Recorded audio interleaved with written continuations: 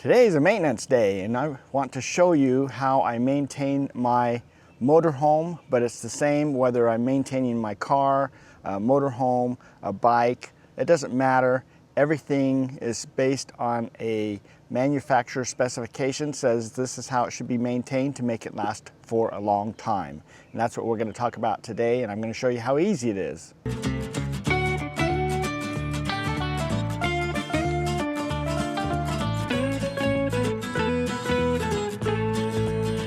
Hey everybody, welcome to Tigner Adventures. My name is David. I am here with my motorhome. It's a 94 Holiday Rambler. It's a Spartan manufactured frame. It has a Cummins 8.3 diesel engine in it.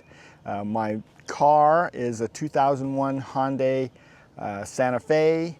It's got over 250,000 miles on it. My old Santa Fe that I had over 350,000 miles on it before we sold it. It was still running just fine. And a lot of that is because I always keep them maintained based on the manufacturer specs. Now, if you take your vehicle in, a car, a Jeep or whatever, in to get an oil change done, it's going to be somewhere around $60 to $100 depending on where you go. If you take a motorhome in, if you can find a place that will actually maintain them, because most truck stops will not do an oil change on a motorhome. But if you could get it done, you'd be looking at $500–600 to get an oil change done. Now, there's not very much to doing one of these, so I want to show you how you can do it yourself, and maybe this will save you a little bit of money. To start off with, there's just a few things that you need to have, and I have them here, so I'm just going to kind of go through and show you what I have. And I'm going to concentrate mainly on the motorhome today, but this is the oil I use in my car. And in my old motorhome that we used to run around in, that's our Beulah. She's parked right now in a field waiting for us to come back and use her, but she's a 94 Holiday Rambler also on a Ford F460 engine. And that one is just a standard, just like what you have in a lot of trucks or vans. And that just uses one of these things of oil. And the oil that it specified was it should use 10 weight/30 weight oil. Now I have converted, that's what my car uses also. So that motorhome and my car use the same weight oil. I converted both of them to full synthetic high mileage oil because both of the rigs have a lot of miles on them. So this works out really well. I just carry one thing. I could add oil to either rig, no big deal. Diesel is a little different. Diesel is a different weight. It's a 1540 is the weight. If you look here on this chart that's in my book, it shows based on the different seasons what you can run, but all seasons is saying use the 1540 weight, and this says for heavy duty diesel engines. Engine oil here. So anyway, so this is what we're going to use. The difference with a diesel engine is that this can hold up to 6 gallons, okay? 6 gallons of oil. So I just went to Walmart. I used to buy my oil at O'Reilly and AutoZone and things like that, but I found out, Walmart has it considerably cheaper, and it's the same identical thing. So it's like, I talked to the guy at AutoZone, I says, what is this? You guys are an auto parts store. And he goes, they just do a better volume than we do, so they get a better pricing. It's like, well, I'm not going to pay $10 more a gallon just because it's an auto parts store. So I buy it at Walmart. Works out very well. I got these for $18 a piece, or actually $16 a piece. If you can buy them in 3-gallon containers and 5-gallon containers. This Walmart that we're at here in Ohio did not have the 5-gallon, so I bought 5 of these. And these are actually a little easier to work with because I would take the 5-gallon thing and I have an extra one of these. I would just keep filling it up and using that to fill the engine up because it's not that easy to hold 5 gallons of oil and try to pour it into your engine. So these work very nice, $18 or $16 a piece. I got 5 of them. That's $80 for oil. So, and then this filter, I'll put the price of what I paid for the filter because I can't remember. I buy one of these every time I do an oil change, I buy another one. And so I'm always carrying an extra one with me in case I ever need to swap that out or anything like that. So what you need to do your oil change is a filter, okay? This holds a quart of oil by itself. You need enough oil to do the oil change, and that will tell you in your manual what it is, okay? And you need a container that will, you know, capture all the oil that you're going to let out of the oil pan. Now this one holds 25 quarts, and that's all I need. So it works out really well. I can dump the oil pan here, and then I have a second one here that I use when I, you know, take the oil filter off. I drop it into the second pan, and that way, you know, I don't make a mess. The other thing I do, I always put a tarp down underneath my rig because I don't want to spill any. If I do something, I don't want it to go, you know, especially into my RV site and things like that. Most RV places, parks and things like that will say you're not allowed to work on your vehicle. So this is one of those stealth things, okay? So we just kind of slide there, we drain the oil, put the thing back in, slide out. They don't know any difference as long as I don't make a mess, because if I make a big old mess in oil spot, when I leave, they're gonna know I did that, and they're gonna fine me for making a big mess. So if you just do it, if you're gonna do it stealthily like that, then make sure that you can keep the whole site clean. You don't want to be contaminating anything. So the other thing is the used oil. People go, what do I do with the used oil? Well, you take the used oil to any AutoZone, O'Reilly, any parts store. Some cities will have, the parts stores won't collect the oil. I've ran into that before, but the city itself has an oil collection area that you take your oil to. So you just take all your dirty oil, you just put it all back in the original you know, gallon jugs, and then you haul it to wherever. So in our case, I try to go back to Walmarts, and all the Walmarts I've ran into so far, they've all collected it just fine. I've never ran into an issue. So you know, it's really money in their pocket when you give them that oil, because they're selling that to an oil place that's reusing that or recycling that oil or whatever. So they make money for us bringing it into them, and we don't go to jail for dumping oil on the ground. So don't do that. Don't do that. Make sure that you take it into a recycle center, no matter what. So, all right, so I've got the oil filter, the oil, I've got the drain thing here, I've got a wrench, I've got my torque wrench here so I can torque my oil plug back on when I'm done. And I have this little guy here. On my car, I can usually just grab it and just twist it off. But on this motorhome, these things are on there pretty good usually. It says to torque them on there at like 18 to 20 foot-pounds. Basically, you turn it until it touches, and then you're basically turning it another full turn. I usually end up turning it just a little bit more to get that 18 foot-pounds, but I have had it leak a little bit, and you don't want it to be leaking. And so I have had one time when I didn't get it on tight enough, and as I went along, then I started noticing that it was leaking oil a little bit. So I got back under there and had to tighten it up even more. So you just keep an eye on it. But if you do the torque things, then you don't have to worry about it. But this little guy right here works out pretty neat. It has a little socket that goes in here, and this converts it to this 1/2-inch drive. It starts out as a 3/8 drive, but if I turn this, you can see that these little things get bigger and smaller. So depending on which direction you are turning is going to determine, you know, if it puts pressure on here. And the whole idea here is that it's going to sit here like this, and that goes down there and grips that, and then you're able to go ahead and twist that. Once you get it started, then it's usually pretty easy just to do it by hand. Same way when you're going to, if you turn it like this way, is tightening, right?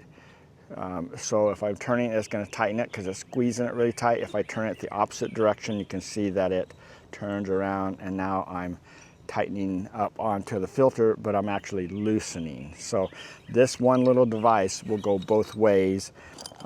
This particular one comes with 2 of them, a really small one. This one's not big enough for this, but this does work on my car. So if I get it on there and I'm having a hard time getting it off my car, then this works really nice there. So And both of these, you know, we've got them on our website. They're really cheap on Amazon, so it's easy to just carry that around with you and everything. So that works out well. All right, so let's go ahead and get started. The first thing I want to do when I'm going to do an oil change is to start the engine and let it run for a little bit. Okay, I'm going to be draining the oil out of the engine. I'm going to fill this back up again, but when I first start the engine after an oil change, it takes a little bit for the pressure to build up.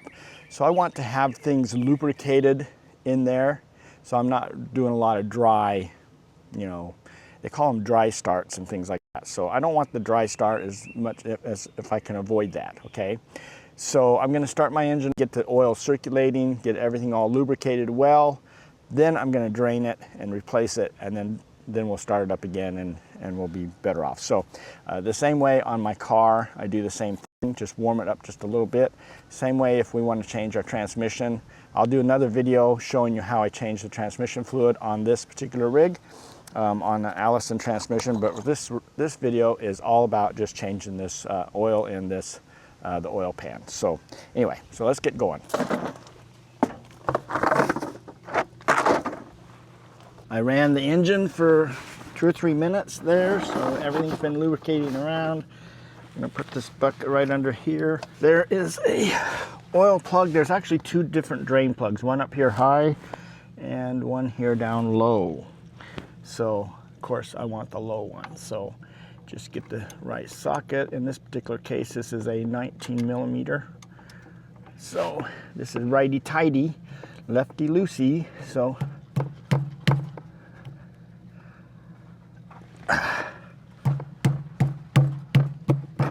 there we go. There we go. No mess.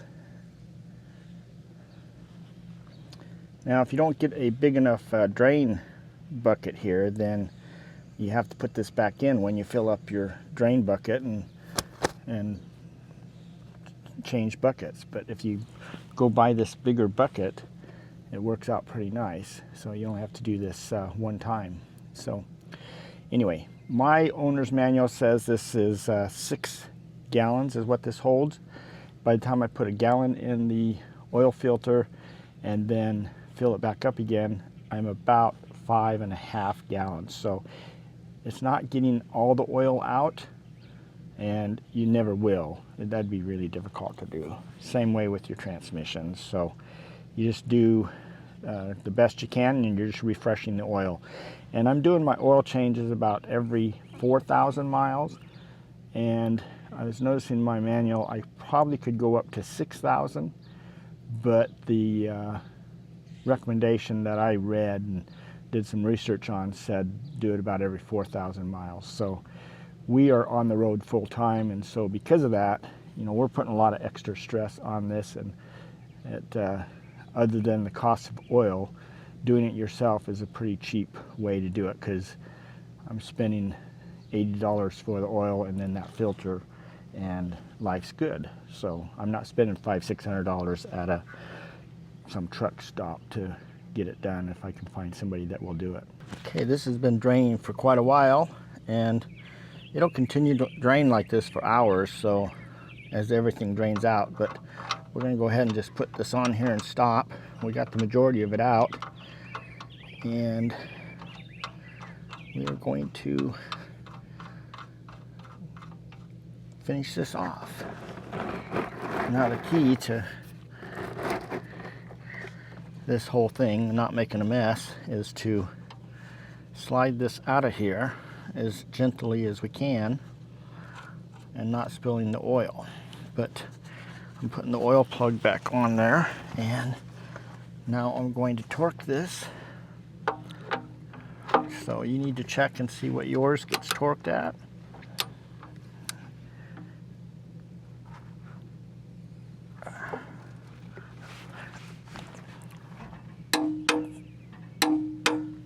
Remember, the click means it's done.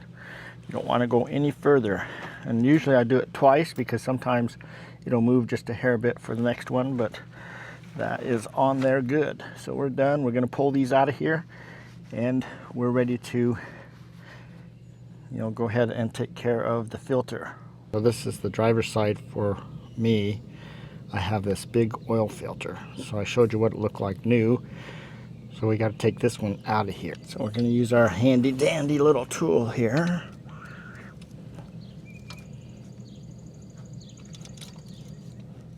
Okay, we got it on there. Here we go.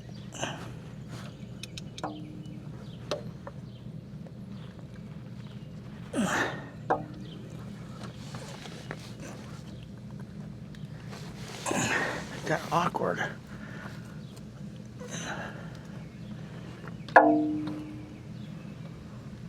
Okay. Yeah. Starting to turn.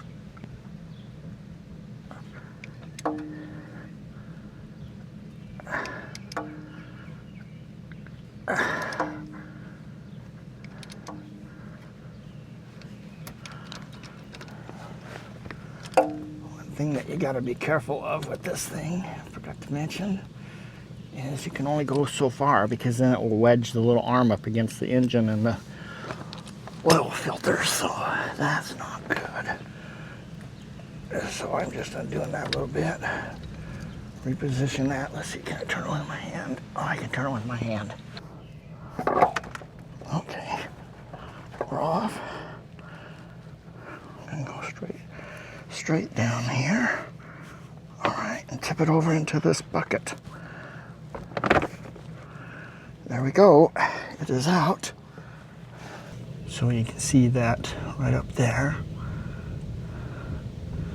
is where that oil filter screws in there. So we're going to fill the other one up, and then we're going to just lift it straight up in there and thread it on there.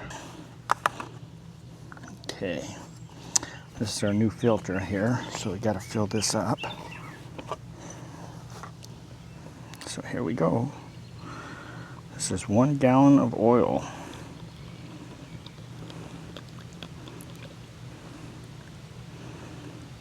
So we're going to fill that up. And then we're going to wait a little bit because it soaks into the filter material. So we don't want to just fill it up and put it on right away because then it will be low. Now the key is getting this back under there without spilling it. So that's why I put a tarp down, just in case. But this actually has 2 rubber filters on it. And so before we put this up there, we're going to take some of the clear oil there and wipe it all around here. So we want this to be oily when we put it up there, so it'll twist on there a lot simpler. So anyway, so this is how much oil I've got in there. It's not all the way to the top, but as soon as I squeeze that in there, I don't want it to, go squeezing out either. So anyway, that's pretty tight. So we're going to work on getting it in there. All right, so we're going to push that out of the way. We're going to squeeze this over here, and basically I put oil all the way around this thing. If you ever change the oil on your car, this really isn't much different. So, all right. All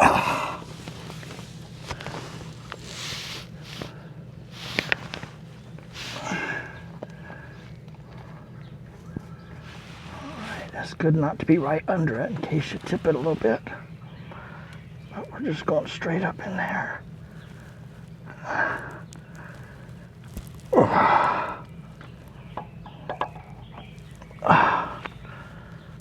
Now we got to get it started.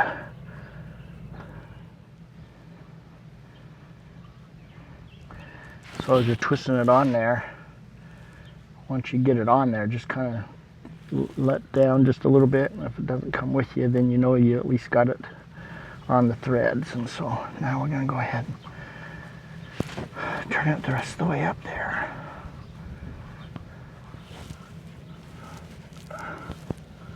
The first time I did this, I just used both hands and twisted that as hard as I could, trying to get it tight enough, but then it leaked a little bit. So I like the torquing option a little bit better. Just set it for 18 foot-pounds and use my wrench to tighten that up. All right, I have my wrench right here. I've set my torque wrench to 18 foot-pounds.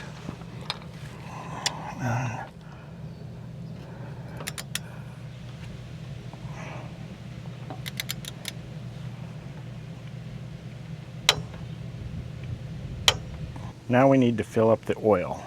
So there's two places to fill up the oil on here. One of them is right down here. That oil, you can undo that and pour oil in there if you want. That's a little easier when you're leaning in from the back side on this one. Or you have this one up here on the top, which is part of the valve cover. So that's kind of like how your cars are and things like that. Same idea. So what I'm going to do is I like to use this one, and I go in my particular case, this ceiling here is my bed, so I just lift that up, gives me access to this, and I can fill this up from inside really easy. We got the bed up, and we're just going to reach down here and open up this cap. Oh, there we go. Just lay that right there. One thing I forgot to mention is you want an oil funnel. It sits there, it gives you a little bit bigger hole to hit when you're putting the oil in. Kind of hard to do it this way. It's better to do it from the side and tip it in. Like this. Get a little bit closer to the funnel.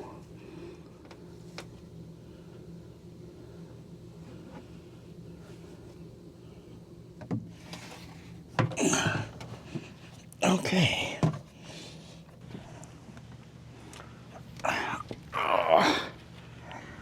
All right, we're gonna check our oil, see where we're at.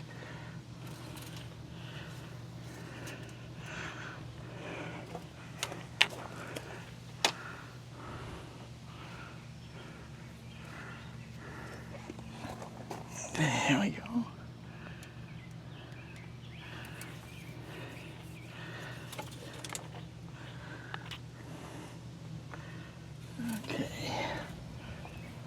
Okay, the oil is nice and clean, so it's harder to tell, but we are just barely below the full mark. Now, as it sits there, after we start the engine, it'll go up some more, so we don't want to put any more in there at this point. We want to go ahead and start the engine and let it run for a little bit and then shut it off, and then we'll check it again tomorrow after it's sat there for a while. We can go ahead and start up here. We've got an oil light on here, and our gauge shows 0, so we're going to start up. Okay, the light went off, and our pressure has gone up. So we now have oil pressure.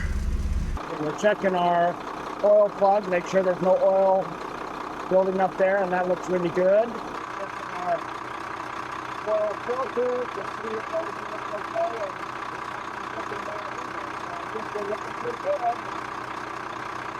We are finished. We're going to go ahead and slide this tarp out here, and basically I've got to slide those things of oil out without spilling them, so I want to do that very carefully.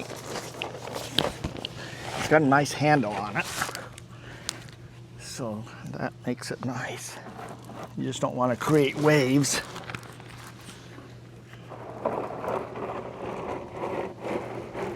Here's the oil filter. Oh. Now, one of the things you really want to pay attention on an oil filter is when you take it off. You do not want this rubber piece to stay on. Make sure all the little rubber pieces that are in here, which is 2 of them, come off. It always says double check before you put the next one on. Make sure there's nothing. You didn't leave the other seal on there. I have never had that happen, so I'm not sure how you would actually do that. That's on there pretty good. I mean, it's got a lip on here, but if that stayed up there, got stuck, you know, glued itself there, maybe melted on there, I guess, I don't know. Theoretically, it could end up, you know, getting left behind, and then when you slide your new one up in there, it would be hitting this, so it would never seal. So anyway, so double check that, and otherwise it just pops on there like that. So that's it. I brought out the 4 1-gallon containers. Okay, here we go. Gotta do this nice and slow. Don't want the wind to blow too much either. I can see down in the gallon jug there a little bit, so I can kind of see where we're at. So I don't want to overfill it. Nice windy day is not the best day, but you can see I'm doing it over my plastic tarp here so that I don't get any oil on the ground. Then all we have to do is just clean up our mess. A lot of people don't like to do this because they say it's messy. I actually use this brake cleaner stuff from O'Reilly or AutoZone, whoever. You can just pick that up. You can pick it up at AutoZone. I mean Walmart if you want. I just grabbed me a bag and I just put all the towels and things into, you know, a garbage bag. I mean a grocery bag. That's what this is. So these grocery bags come in really handy, and so that works out really well. Also grab a roll of these blue shop towels. You can get them at Costco, a whole bunch of them. If you know, they're a little bit more at AutoZone and O'Reilly, but and even Walmart, you can buy a whole package of them at Costco, pretty inexpensive. I'm just going to go ahead and wipe this out, and what I do is I wipe out the excess as much as I can and put it into the containers, and then I use this spray to spray the container here, and then wipe it all out so that it's nice and clean and dry, and then at that point, you know, it's ready to store.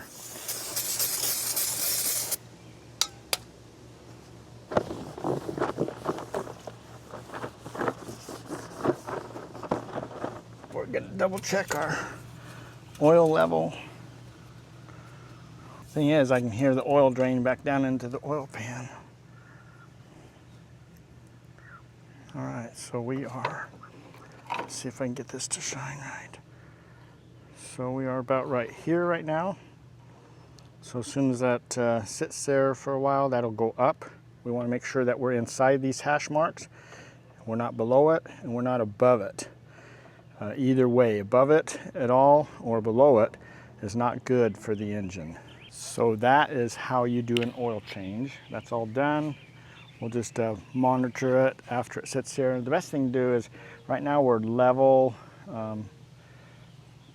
with our jacks and everything, so it should be pretty good. You don't want to have it where you're too high or too low, then it would not register the best. So I always like to keep it just a little bit below the full mark. I always thought that was kind of strange that you could, if you overfilled it, it was worse. But what happens, no matter where you're at and what you're using, if you overfill that particular capacity, it causes it to whip it up and foam.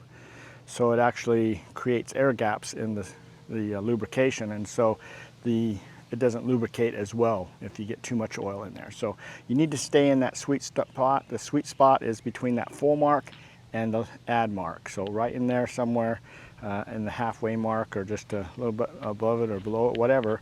As long as you're in that hash mark, you'll be pretty good. So now I do want to address one thing before I close here, and that is additives. Some of my friends love to use additives. Some don't. Everyone's got their own opinion about them. I've done both ways. One of the things you need to understand is if you put in, like Lucas, for example, it's supposed to clean things up and make things better. Okay, that's the one I used, but you know, there's other ones out there that say the same kinds of things. But the problem is that you run into is that when it cleans things up, maybe, especially on these older rigs, those things that were dirty is what's keeping the oil in there. So if I start freeing up all that stuff and crud and stuff, first of all, I probably should change my oil a little more frequent so that get rid of all that crud. But the other thing was, then I started getting little oil leaks here and there. So you know, sometimes on older engines that might not be good. So it's really up to you. You need to do your own research, check it out, see what you think, because everyone's got their own opinion, and there's, you know, it's your opinion. So whatever you believe is what you should be doing. And so I don't want to say this is how you have to do anything. Okay, this is how David did this whole setup. If you have your own way of doing it, you know, then that's okay. I'm not saying this is the only way to do it. So I just want to help out those of you that haven't been doing that and maybe could save a little bit of money, because it is pretty expensive. About the only thing you can do with these rigs now is to get a mobile mechanic to come and change your oil, because a lot of these big shops won't, and then you're just at their mercy. So if you can't do it, that's your option. You can only just get a mobile mechanic. That's just how it is. But if this is something you think you could tackle and everything, then this might be something that could save you some money. So anyway, so hopefully this helped you out. Thanks for coming along with me today. Remember, give me a thumbs up, and you know, subscribe if you haven't subscribed yet, and share this video with your friends. We're really trying to grow our channel, and it only happens if you guys do the extra work there. We can only do this much of it, so we need your help. So please help us out. Take care. Talk to you later. Bye.